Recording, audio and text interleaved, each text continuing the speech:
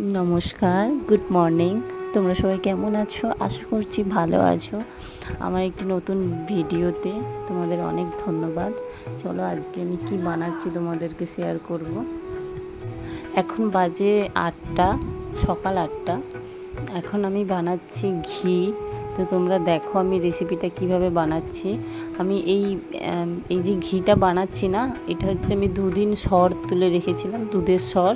ওটা দুদিন রেখেছিলাম, ব্যাস দুদিন রাখার পরে আজকে আমি সরটা তুলেছি। কারণ আমাদের ফ্রিজ নেই, এই জন্য ফ্রিজে রাখাটা সম্ভব নয়। এমনি যদি রাখি পোকা লেগে যাচ্ছে, এই জন্য আমি দুদিন ঘি মানে সরটা তুলে ঘি বানাচ্ছি। তোমরা দেখো আমি কিভাবে ঘি বানাচ্ছি। এই যে এর মধ্যে লেবু পাতা দিয়েছি, 3টে লেবু পাতা দিয়েছি যাতে সেন্ট আসে।